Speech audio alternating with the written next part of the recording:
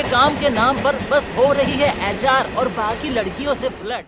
बीच वालों को इतनी इज्जत नहीं मिलती है। वैलेंटाइन वीक चल रहा है, पगलू आशिक कोई कसर नहीं छोड़ रहा। धात, इतना बुद्धि, समय और पैसा कौन लगाएगा?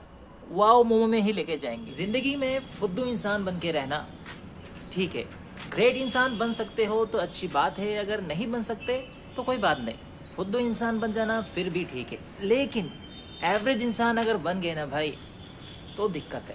कोई सी भी फील्ड में क्यों ना हो, एक एवरेज इंसान की जिंदगी यूं सपाट निकल जाती है कंफ्यूजन में कि करना क्या है। एक पल के लिए लगता है कि सब फोड़ देंगे और अगले ही पल में टूट गए रे।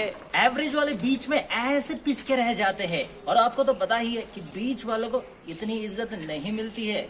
देखा जाए तो वो कुछ खराब करते भी नहीं है, बस कभी कभी गलत जगह पे हाथ दे देते हैं। मुद्दे की बात ये है ब्रो कि एवरेज लाइफ स्पेंड नहीं करना है। ऑफिस में भी चतुर, चालाक, चंचल जैसे ही है जो अच्छे पोस्ट में है और 3 दिन लेके भी घूम रहे हैं। इनके काम के नाम पर बस हो रही है एचआर और बाकी लड़कियों से फ्लर्ट। कभी कभी तो ये इतना काम कर लेते हैं कि लड़कों से भी फ्लर्ट करने लग जाते हैं। फुद्दू बंदा अपने काम पे व्यस्त रहता है क्योंकि उसे डर लगा रहता है कि अगर वो ढंग से काम नहीं करेगा तो अगले महीने निकाल दिया जाएगा। एवरेज पर्सन इसी सोच में डूबा पड़ा है कि काम करना है या फिर नहीं। काम करो तो प्रोग्रेस नहीं, प्रमोशन नहीं, और काम नहीं करो तो यही ख्याल आता है। इतने बुरे भी हम नहीं। एक एवरेज इंसान की ख्वाहिश बस यहीं तक सीमित रहती है कि उसे मिल जाए 2 BHK का घर, एक सुंदर सी बीवी और 50-60 हजार की नौकरी। और उसे मिलता है क्या? 1 RK की सैलरी, 50-60 हजार, वो भी दिन में।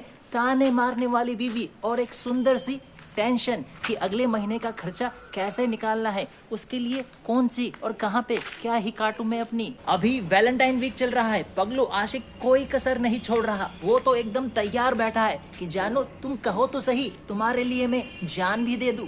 फकीर आशिक करेगा ही क्या, बातों से ही खड्डा कर दे रहा है क्योंकि इसके पास और है ही क्या। बातों बातों में चांद तारे तोड़ के दे रहा है। नासा वाले भी इसे कह रहे हैं, चिट्ठी लिख रहे हैं कि भाई रुक जा यार, हम यहाँ पे अरबों खरबों बिलियंस डॉलर खर्चा करके चांद पे पहुंच नहीं पा रहे, तुम उसे ऐसे ही दे रहे हो। और एवरेज आशिक कुछ करना है, वैलेंटाइन वीक चल रहा है, कुछ स्पेशल करना है, ऐसा उसके मन में ख्याल तो आ रहा है। फिर उसी मन के एक कोने में ये ख्याल भी आ रहा है कि धात, इतना बुद्धि, समय और पैसा कौन लगाएगा? वाओ मोमो में ही लेके जाएंगे। एवरेज बंदा अपने बंदी को वाओ मोमो में इतना लेके गया है ना कि वहाँ का स्टाफ अब इसे सर नहीं कहते हैं, भैया कह के संबोधित करते हैं।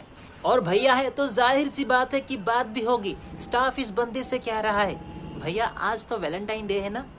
हाँ तो चूतिए भैया, यहाँ पे क्यों लेके आया हो आज इसे? आज तो कहीं और लेके जाते। अब देखो भैया, तुम्हारी वजह से ना यहाँ का जो वाओ मोमो है वो भी प्लेट से कूद के ये कह रहा है कि इसके सामने से मुझे हटाओ।